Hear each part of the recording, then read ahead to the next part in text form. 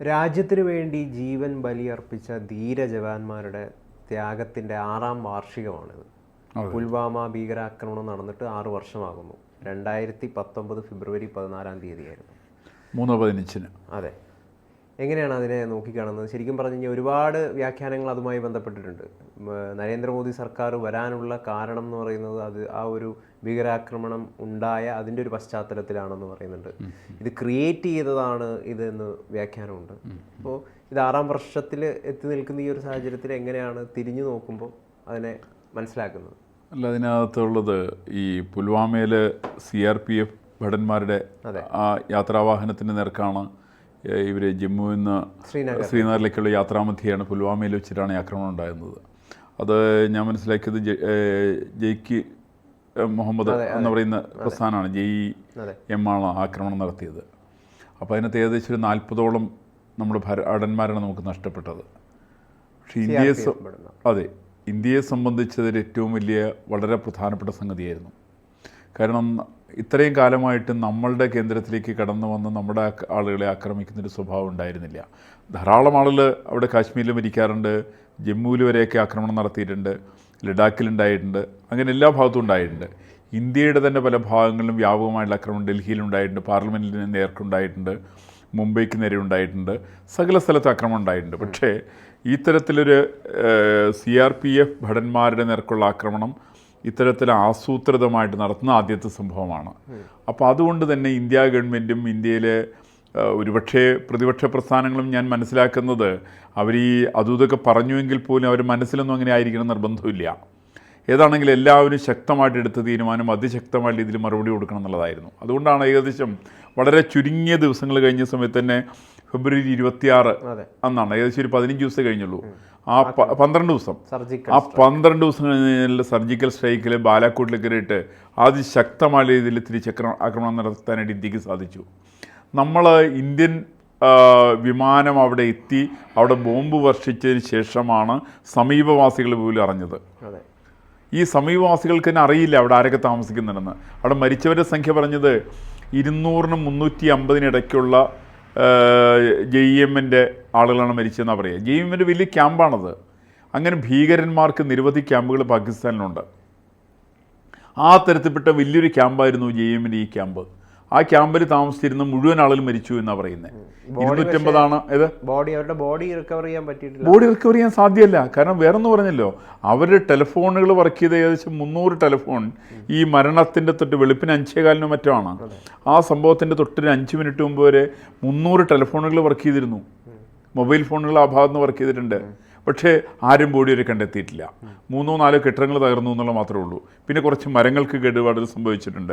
അതല്ലാതെ കണ്ട സമീപ പ്രദേശത്തുള്ള ബാലാക്കോട്ട് എന്ന് പറയുന്ന പട്ടണത്തിൻ്റെ സമീപ പ്രദേശത്തുള്ള ഒരു സ്ഥലത്തും യാതൊരു തരത്തിലുള്ള കലാമിറ്റീസും ഉണ്ടായിട്ടില്ല. ആരും മരിച്ചിട്ടില്ല, ഒരു തരത്തിലുള്ള പ്രശ്നങ്ങളുണ്ടായിട്ടില്ല, ആരും അറിഞ്ഞു തന്നെയില്ല. അപ്പോൾ ഈ നേരിടലിൻ്റെ സവിശേഷത ശരിക്കതാണ്. ഏത് പോയിന്റിലാണ് വേണ്ടത് ആ പോയിന്റിലേക്ക് കടന്നു ചെന്ന് ഇവരുടെ JEMൻ്റെ കേന്ദ്രത്തിൽ കയറിയിട്ട് ആക്രമണം നടത്തുന്ന രീതി അതൊരു പക്ഷേ പാകിസ്ഥാനും ആദ്യത്തെ സംഭവമാണ്. അതുകൊണ്ട് പാകിസ്ഥാൻ സർക്കാർ അറിഞ്ഞില്ല വിവരം. പാകിസ്ഥാൻ സർക്കാർ അത് കഴിഞ്ഞിട്ട് 1 മണിക്കൂർ കഴിഞ്ഞപ്പോൾ ഒരു സ്റ്റേറ്റ്മെൻറ്റ് ഇറക്കി, ഞങ്ങളുടെ ആരും മരിച്ചിട്ടില്ല, ഇവിടെ സംഭവമൊന്നും ഉണ്ടായിട്ടില്ല എന്ന് പറഞ്ഞു. കാരണം അവർ ഈ ബാലക്കോട് സംഭവം അറിഞ്ഞില്ലപ്പാ, അവരറിഞ്ഞില്ല. അതിനുശേഷം വിദേശ മാധ്യമങ്ങളാണ് റിപ്പോർട്ട് ചെയ്തത്. അവിടെ ഫ്രാൻസുകാർ റിപ്പോർട്ട് ചെയ്തു, ഓസ്ട്രേലിയ റിപ്പോർട്ട് ചെയ്തു, US റിപ്പോർട്ട് ചെയ്തു. അപ്പോഴാണ് പാകിസ്ഥാൻ മനസ്സിലാക്കിയത് തങ്ങളുടെ കേന്ദ്രത്തിലേക്കാണ് ഈ തരത്തിൽ തിരിച്ചാക്രമണം നടത്തിയിട്ടുള്ളത്. അത് ഇവിടെ പുൽവാമയിൽ നടന്നിട്ടുള്ള ആക്രമണത്തിൻ്റെ പ്രത്യാഘാതമാണ്. അവിടെ മരിച്ചിട്ടുള്ള ആളുകൾ 40 പേരാണ്, ഇവിടെ മരിച്ചിരിക്കുന്നത് 300ഓളം ആളുകൾ, 300-ന് മേലെ ആളുകളാണ് ഇവിടെ മരിച്ചിരിക്കുന്നത് എന്ന് തിരിച്ചറിവുണ്ടാവുന്നത് ശരിക്കും അവർക്ക് ആ സമയത്താണ്. കാരണം ഒരിക്കലും പാകിസ്ഥാൻ നടത്തുന്ന ആക്രമണത്തിന് അല്ലെങ്കിൽ ചൈന നടത്തുന്ന ആക്രമണത്തെ ഏത് ആക്രമണങ്ങളും ഇന്ത്യക്കെതിരായിട്ട് വന്നാൽ അതിനൊക്കെ ഒരു സഹിക്കുന്നൊരു പാരമ്പര്യമാണ് നമുക്കുള്ളത്. നമ്മൾ മഹാത്മാഗാന്ധിയെ തെറ്റായിട്ട് പഠിക്കുന്നവരാണ്. കാരണം മഹാത്മാഗാന്ധി പണ്ട് പറഞ്ഞു എന്ന് പറഞ്ഞില്ല, ഒരു ചെകിടത്തടിച്ചാൽ മറ്റേ ചെകിട് കാണിച്ചു കൊടുക്കണം, ഇങ്ങനൊന്നും മഹാത്മാഗാന്ധി പറഞ്ഞിട്ടില്ലപ്പാ. മഹാത്മാഗാന്ധി അങ്ങനൊന്നും പറഞ്ഞില്ല. മഹാത്മാഗാന്ധി രക്തരഹിതമായിട്ടുള്ള വിപ്ലവത്തെക്കുറിച്ച് സംസാരിച്ച സമയത്തും മഹാത്മാഗാന്ധി ഇവിടെ എന്ന് പറഞ്ഞിട്ട് വൈക്കത്വം എന്ന് പറഞ്ഞെന്താണെന്ന് വെച്ചിട്ടുണ്ടെങ്കിൽ വേണ്ടി വന്നാൽ അത് ശക്തമായ രീതിയിൽ നേരിടണം എന്നാണ് പറഞ്ഞത്. അങ്ങനെ പറഞ്ഞാൽ മഹാത്മാഗാന്ധി, ആ മഹാത്മാഗാന്ധി ഉദ്ധരിച്ചുകൊണ്ടാണ് നമ്മൾ പറയുക ഒരു ചെകിടത്തടിച്ചാൽ മറ്റേ ചെകിടും കാണിച്ചു കൊടുക്കണം എന്ന് പറഞ്ഞാൽ ജീസസിൻ്റെ നിലപാടാണ് മഹാത്മാഗാന്ധിക്കുള്ളതെന്ന്. ഇതൊക്കെ ചില ആളുകളുടെ തെറ്റായിട്ടുള്ള ആഖ്യാനങ്ങളാണ്. അങ്ങനെ മഹാത്മാഗാന്ധി പറഞ്ഞിട്ടില്ല. ഇന്ത്യയുടെ നയവും അതല്ല. ഇന്ത്യയുടെ നയം അതങ്ങനെ ആക്കിയെടുത്തത് പണ്ഡിറ്റ് ജവഹർലാൽ നെഹ്റുവാണ്.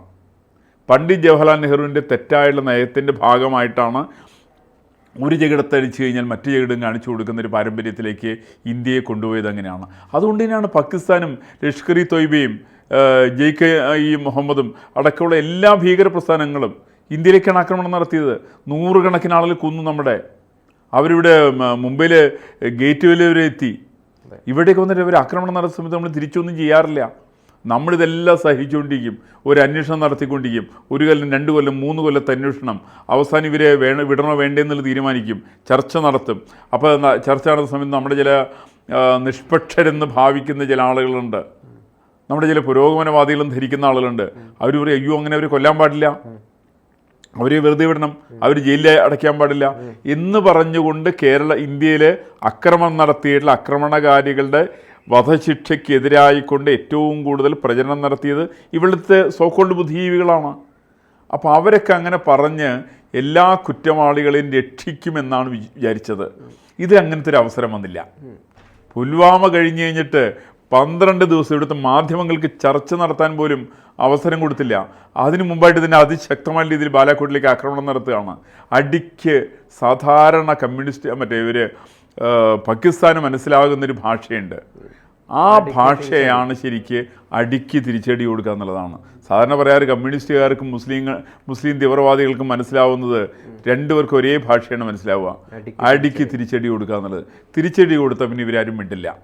ഇപ്പം തന്നെ നമുക്കറിയാലോ ചൈനയുടെ പ്രശ്നം.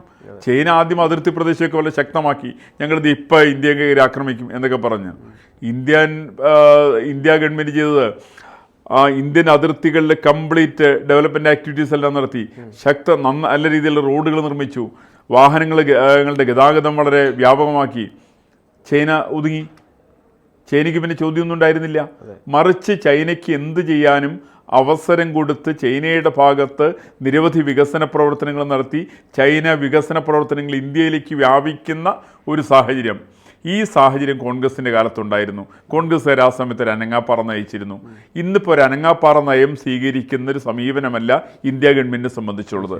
ഇന്ന് അജിത് ഡോവലായാലും കൊള്ളാം, ഇന്ത്യൻ ആഭ്യന്തര വകുപ്പ് മന്ത്രിയായിരിക്കുന്ന അമിത്ഷാ ആയാലും കൊള്ളാം, രാജ്നാഥ് സിംഗ് ആയാലും കൊള്ളാം, നരേന്ദ്രമോദി ആയാലും കൊള്ളാം, നമ്മുടെ ഇന്ത്യ സർക്കാരിനെ ഭരിക്കുന്ന മുഴുവൻ ആളുകളുടെ സമീപനം ഈ തരത്തിൽപ്പെട്ട അക്രമ സംഭവങ്ങളെ ഒരു കാരണവശാലും വകവെച്ചു കൊടുക്കില്ല എന്നാണ്. അങ്ങനെ വകവെച്ചു കൊടുക്കില്ല എന്ന് പറയുന്ന സമയത്ത് ഇവിടുത്തെ അന്തരീക്ഷം മാറി. ഇപ്പോൾ സാമൂഹ്യ രംഗത്ത്, സാമ്പത്തിക രംഗത്ത് അടക്കം കെടുകാര്യസ്ഥ അനുഭവിച്ചുകൊണ്ടിരിക്കുന്ന പാകിസ്ഥാനാണ്. ഇന്ത്യ ഗവൺമെൻറ്റിന് അല്ല പ്രശ്നമുള്ളത്. പാകിസ്ഥാൻ സകല രംഗത്തും തകർന്നു കഴിഞ്ഞിരിക്കുകയാണ്. പഷ്തൂണുകളൊക്കെ വന്ന് അവരെ തന്നെ ആക്രമിക്കുന്നു. അവർ തന്നെ വന്നിട്ട് ആക്രമിക്കുന്നു. അഫ്ഗാനിസ്ഥാനിൽ നിന്ന് അവരെ വന്നിട്ട് ആക്രമിക്കുകയാണ്. ഒരു സമയത്ത് അവരുടെ എല്ലാ കേന്ദ്രങ്ങളും അവർ തീവ്രവാദികൾക്ക് എഴുതി കൊടുത്തവരാ. ബിൻ ലാദൻ്റെ ആസ്ഥാനം അവിടെയായിരുന്നു. ആ ബിൻ ലാദനെ അമേരിക്കക്കാർ ഇവിടെ വന്നിട്ട് കൊന്നുകളാണ് ഉണ്ടായത്. ഈ 2009 ഇപ്പോൾ മോദി സർക്കാർ വീണ്ടും അധികാരത്തിൽ വരുന്നതിൽ ഈ പ്രത്യാക്രമണം നടത്തിയത്, ഈ വെഞ്ചൻസ് നടത്തുക എന്ന് പറയുന്ന അതിൻ്റെ ഒരു കരുത്ത് യഥാർത്ഥത്തിൽ സഹായകരമായിട്ടില്ലേ? അത് കരുത്ത് സഹായകരണം നിർബന്ധമില്ല. കാരണം നരേന്ദ്രമോദി സർക്കാരിന് ഒരിക്കലും ആ തരത്തിലൊരു തിരിച്ച് പ്രതികാരം ചെയ്തുകൊണ്ട് ജയിക്കുന്ന സാഹചര്യം ഇല്ല. കാരണം ദുർബലമായുള്ള പ്രതിപക്ഷമാണ്. പിന്നെ കേന്ദ്ര സർക്കാരിനെ സംബന്ധിച്ച് അവർ ചെയ്തിരിക്കുന്ന നിരവധി നേട്ടങ്ങളുണ്ട്. സാധാരണ ആളുകൾക്ക് കക്കൂസ് കൊടുത്ത അടക്കം, വീട് വെച്ച് നിർമ്മിച്ചു കൊടുത്ത അടക്കം, എല്ലാ സ്ഥലത്തും വൈദ്യുതി എത്തിച്ചടക്കം, എല്ലാ സ്ഥലത്തും കുടിവെള്ളം എത്തിച്ചടക്കം, അങ്ങനെ നിരവധി കാര്യങ്ങൾ പറയാനുണ്ട്. പിന്നെ എന്തിനാണ് മറ്റുള്ള രാജ്യത്തേക്ക് ആക്രമിക്കേണ്ട ആവശ്യം എന്താ ഉള്ളത്? അതിവർ തെറ്റിദ്ധരിക്കാൻ കാരണം എന്താ വെച്ചാൽ ഇവർ തെറ്റ് പറയാൻ പറ്റില്ല. 1971 സമയത്ത് ഇന്ദിരാഗാന്ധി ചെയ്തതും അതേപോലെ അത് പണ്ഡിറ്റ് ജവഹർലാൽ ലാൽ ബഹദൂർ ശാസ്ത്രിയുടെ കാലത്തുണ്ടായിട്ടുള്ള ഇതിൻ്റെ തുടർച്ചയായിട്ടാണ് വരുന്നത്. എന്ന് വെച്ചാൽ ഏതെങ്കിലും രാജ്യത്തെ ആക്രമിച്ചുകൊണ്ട് മാത്രമാണ് ഇന്ത്യൻ പ്രധാനമന്ത്രിമാർക്ക് നിലനിൽക്കാൻ സാധിക്കുക എന്നുള്ള ധാരണയുണ്ടായിരുന്നു. ഈ ധാരണ ഇന്നിപ്പോൾ തെറ്റാണ്. ഇന്ന് ഈ ധാരണയുടെ ഒന്നും ആവശ്യമില്ല. ഇന്ന് അതല്ലാതെ കണ്ട് തന്നെ ഇന്ത്യ സർക്കാരിന് നിലനിൽക്കാൻ സാധിക്കും. പക്ഷേ ഇന്ത്യയിലേക്ക് കടന്നാക്രമിക്കുന്ന ശക്തികൾ തിരിച്ചറിയേണ്ട വസ്തുത, അവർക്ക് നിമിഷങ്ങൾക്കകം, ദിവസങ്ങൾക്കകം മറുപടി കൊടുക്കാനുള്ള ഒരു കരുത്തുള്ള ഒരു സേനാവ്യൂഹം ഇന്ത്യയെ സംബന്ധിച്ചുണ്ട്. അത് പണ്ടുണ്ടായിരുന്നു കേട്ടോ. പണ്ടുണ്ടായിരുന്നു. നമ്മൾ 971 ബംഗ്ലാദേശായിട്ടുള്ള യുദ്ധസമയത്ത് പാകിസ്ഥാനിൽ നിന്ന് പിടിച്ചെടുത്തുള്ള ഭൂമി നമ്മൾ വിട്ടുകൊടുക്കുന്നതുകൊണ്ടാണ്. 965, 66 സമയത്ത് പാകിസ്ഥാനായിട്ടുള്ള യുദ്ധം ഉണ്ടായ സമയത്ത് പിടിച്ചെടുത്ത ഭൂമി നമ്മൾ വിട്ടുകൊടുക്കുകയാണ്. മറിച്ച് പാകിസ്ഥാൻ 48 നമ്മളിന്ന് പിടിച്ചെടുത്ത ഭൂമി അവർ വിട്ടു തന്നില്ല. അപ്പം ഇന്ത്യ ഇത്തരം ചില വിട്ടുകൊടുക്കൽ കാര്യങ്ങൾ നടത്തുന്ന സമയത്തും നമ്മുടെ പട്ടാളത്തിൻ്റെ ശക്തി തന്നെയായിരുന്നു. മനേക് ഷായെ പോലെയുള്ള പ്രഗത്ഭന്മാരായിരിക്കുന്ന ആളുകളാണ് ഇന്ത്യൻ പട്ടാളത്തെ നയിച്ച് ശരിക്കും അവരാണ്. അപ്പോൾ അതുകൊണ്ട് ഇന്ത്യൻ പട്ടാളത്തിൻ്റെ പ്രശ്നമല്ല, ഇന്ത്യയുടെ രാഷ്ട്രീയ നേതൃത്വത്തിൻ്റെ പ്രശ്നമാണ്. ആ രാഷ്ട്രീയ നേതൃത്വത്തിന് ഇന്നിപ്പോൾ മാറ്റം വന്നിട്ടുണ്ട്. ഇന്നിപ്പോൾ ശക്തമായുള്ള നേതൃത്വമാണ്. ആ ശക്തമായുള്ള നേതൃത്വത്തിന് ഒരു പുൽവാമി അംഗീകരിക്കുന്ന പ്രശ്നമില്ല. അത് വന്നാൽ തിരിച്ച് ബാലാക്കോട്ടുകൾ ഉണ്ടാവും എന്നുള്ളത് ഇപ്പോൾ പാകിസ്ഥാന് വളരെ ബോധ്യമായി, ഈ ഭീകര പ്രസ്ഥാനങ്ങൾക്ക് ബോധ്യമായി. അതുകൊണ്ട് അത് ഇത്തരം പ്രശ്നം തിരിച്ചടികൾ തന്നെയാണ് വേണ്ടത്. അടിച്ചാൽ രാജ്യത്തെ സംബന്ധിച്ച് തിരിച്ചടി തന്നെയാണ്. അവിടെ മറുചേട് കാണിച്ചു കൊടുക്കാൻ വേണ്ടിയിട്ട് പ്രധാനമന്ത്രി പോകേണ്ട യാതൊരു ആവശ്യമില്ല. നന്ദേട്ടാ, ഇതുമായിട്ട് ബന്ധപ്പെട്ടിട്ട് മറ്റൊരു ആരോപണം എന്ന് പറയുന്നത് ഇത് കേന്ദ്ര സർക്കാരിൻ്റെ ഒരു നിർമ്മിതിയാണ് എന്ന് പറഞ്ഞുകൊണ്ട് ഈ മുൻ സൈനിക മേധാവിയൊക്കെ, അതായത് ഈ ശങ്കർ റോയ് ചൗധരിയെ പോലുള്ള ആളുകൾ, അതേപോലെ ജമ്മു കാശ്മീരിലെ മുൻ ഗവർണറൊക്കെ ഇതുമായി ബന്ധപ്പെട്ടിട്ട് ഇത്തരം ചില കാര്യങ്ങൾ പറഞ്ഞു. അതായത് ഞാൻ മോദിയെ വിളിച്ചപ്പോൾ പല കാര്യങ്ങൾ സംസാരിച്ചു, ഇവർക്ക് ഒരു വിമാനം നൽകിയിരുന്നെങ്കിൽ ഈ ഒരു അപകടം സംഭവിക്കില്ലായിരുന്നു, വിമാനം നൽകാനുള്ളൊരു വീഴ്ച, സൈനിക വിമാനം നൽകാനുള്ളൊരു വീഴ്ച പറ്റിയിട്ടുണ്ട് എന്നൊക്കെ പറഞ്ഞു. ഇതൊന്നും നേരത്തെ നമ്മുടെ ബഹുമാനപ്പെട്ട പഴയ ഗവർണർ പറഞ്ഞിരുന്നില്ലല്ലോ. ആ ഗവർണർക്ക് ചില ആളുകളിൽ നിന്നുള്ള അവിഹിതമായുള്ള ബന്ധത്തിൻ്റെ അടിസ്ഥാനത്തിലാണല്ലോ ഇതൊക്കെ പറയുന്നത്. ഇതൊക്കെ എല്ലാ വിഷയങ്ങളും കഴിയുന്ന സമയത്ത് ഇത്തരം ചില ആരോപണങ്ങളൊക്കെ ഉന്നയിക്കാറുണ്ട്. ഏതാണെങ്കിലും ഇത്തരത്തിൽ ബാലാക്കോട്ടിൽ ആക്രമണം നടത്തിയിട്ടില്ല എന്നുള്ള രാഹുൽ ഗാന്ധിയെ പോലെ ചില ആളുകളൊക്കെ ഉണ്ടായിരുന്ന സംശയമൊക്കെ പറഞ്ഞിരുന്നു. അതിന് പല ഏജൻസികളെ അവർ വെച്ചിരുന്നു. ഇതൊന്നും കൊണ്ടൊന്നും കാര്യമൊന്നും ഉണ്ടാവില്ല. ശക്തമായിട്ട് അടികിട്ടിന് തെളിവെന്താണെന്ന് വെച്ചിട്ടുണ്ടെങ്കിൽ പുൽവാമയ്ക്ക് ശേഷം മറിച്ചൊരു പ്രശ്നം ഉണ്ടായില്ലല്ലോ. മറിച്ച് അങ്ങനെയല്ല, ഇവിടെ ബോംബെയിൽ ആക്രമണം നടന്ന സമയത്തും പാർലമെൻറ്റ് ആക്രമണം നടന്ന സമയത്തൊക്കെ തുടർച്ചയായിട്ടുള്ള നിരവധി സംഭവ വികാസങ്ങളുണ്ടായിരുന്നു. ഇവിടെ ഇന്ത്യയിലുണ്ടായിരുന്നു. ഇന്നിപ്പോൾ അങ്ങനെ നടക്കുന്നില്ലല്ലോ. കാരണം അടിച്ചു കഴിഞ്ഞ് ശക്തമായ രീതിയിൽ തിരിച്ചടി കിട്ടുന്ന അക്രമകാരിയെ സംബന്ധിച്ച് ഉറച്ച വിശ്വാസമുണ്ട്.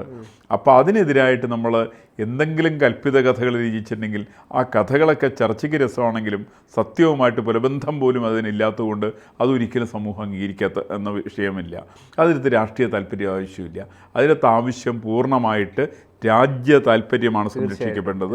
അത് സംരക്ഷിക്കപ്പെടും. രാജ്യസുരക്ഷേൻ്റെ കാര്യത്തിലും ഒക്കെ കൃത്യമായ നിലപാട് സ്വീകരിക്കുന്നത് കൊണ്ട് തന്നെയാണ് BJP സർക്കാരിന് വലിയ രീതിയിലുള്ള പിന്തുണ ജനങ്ങൾക്കിടയിൽ കിട്ടുന്നത് എന്ന കാര്യത്തിൽ യാതൊരു സംശയവുമില്ല. അതിൽ യഥാർത്ഥത്തിൽ കോൺഗ്രസ് തീർത്തും പരിപൂർണമായിട്ടും പരാജയപ്പെടുകയാണ് ചെയ്യുന്നത്. അല്ല, കോൺഗ്രസിന് നേതൃത്വമില്ലാത്ത പ്രശ്നം കോൺഗ്രസിനെ സംബന്ധിച്ചുണ്ട്. അത് എക്കാലത്തും ഉണ്ടായിട്ടുണ്ട്. ഒരു കുടുംബത്തിൻ്റെ തണലിൽ മാത്രം വളർന്നൊരു പ്രസ്ഥാനത്തിന് അതൊക്കെ സ്വാഭാവികം തന്നെയാണ്. അപ്പോൾ അതുകൊണ്ട് ഇന്നിപ്പോൾ കേന്ദ്രത്തിന് സർക്കാരിനും നാടിനും ഒക്കെ ഒരു നാഥനുണ്ട്. അല്ല, നമ്മളിപ്പോൾ കോൺഗ്രസിന് തന്നെ രാജ്യസുരക്ഷയെ സംബന്ധിച്ച് നോക്കുകയാണെങ്കിൽ അവർക്കൊരു പോളിസി ഇല്ല യഥാർത്ഥത്തിൽ. അല്ല, പോളിസി നിശ്ചയിക്കാൻ സാധ്യമല്ല. നമ്മൾ ആരെ നിശ്ചയിക്കുന്നത്? രാഹുൽ ഗാന്ധി 5-3 എത്രയെന്ന് ചോദിച്ചാൽ 9 എന്ന് പറയുന്ന ആളാണ്. അല്ലെങ്കിൽ പ്രിയങ്ക ഗാന്ധി ഏത് സ്റ്റേറ്റാണ്, ആരാണ്, എവിടെയാണ് ഭരിക്കുന്നത് നിശ്ചയമില്ലാത്ത സ്ത്രീയാണ്. അപ്പം അങ്ങനെ വിവരം കിട്ട ഒരു കൂട്ടായ്മയാണത്. അവർക്കൊന്നും തീരുമാനിക്കാൻ പറ്റില്ല. അവർക്ക് രാജ്യത്തിൻ്റെ സുരക്ഷ ഒരു വിഷയമേ അല്ല. അതുകൊണ്ടാണല്ലോ രാജീവ് ഗാന്ധി മരിച്ചിട്ടുള്ള ആളുകൾക്ക് മാപ്പ് കൊടുക്കാനായിട്ട് ആവശ്യപ്പെട്ട് ഇവരിനാണ് അതിൻ്റെ പിന്നാലെ അവർ പോയി കണ്ട് അവരും കൂടെ ആവശ്യപ്പെട്ടതല്ല, അങ്ങോട്ട് എന്നിട്ട് ഞങ്ങൾ മാപ്പ് പറയാമെന്ന് പറയുന്ന ആളുകളാണ് ഇവർ. ഈ കുടുംബത്തിൻ്റെ പശ്ചാത്തലം ശരിക്കും അങ്ങനെയാണത്. വളരെ ദയനീയമാണത്. അവർക്ക് നാടിനെക്കുറിച്ചൊന്നും യാതൊരു ബോധം അവർക്കില്ല. നാടെന്തായാലും അവർക്കെന്താ ഒരു വിഷയം അവർ സംബന്ധിച്ചില്ല. അവർ സ്വന്തമായിട്ടുള്ള സുഖസൗകര്യങ്ങൾ മാത്രമാണ് അവർക്ക് വിഷയം. അച്ഛൻ പോയാലെന്താ, പഴയൊരു തമിഴിൽ ചൊല്ലുന്നുണ്ട്, തന്ത പോയാലെന്ത് തള്ള പോയാലെന്ത്, പണം താൻ ഉലകത്തിന് ജീവനാടിയെന്ന്. ഇതാണ് നെഹ്റു കുടുംബത്തിൻ്റെ അവസ്ഥ. എന്തായാലും രാജ്യത്തിന് വേണ്ടി ജീവൻ ബലിയർപ്പിച്ച, ത്യാഗം ചെയ്ത ആ ധീര ജവാന്മാർക്ക് മുമ്പിൽ നമുക്ക് തീർച്ചയായിട്ടും നമുക്ക് ഇതിനു മുമ്പിൽ നമ്മൾ ശിരസ് നമിക്കുന്നു.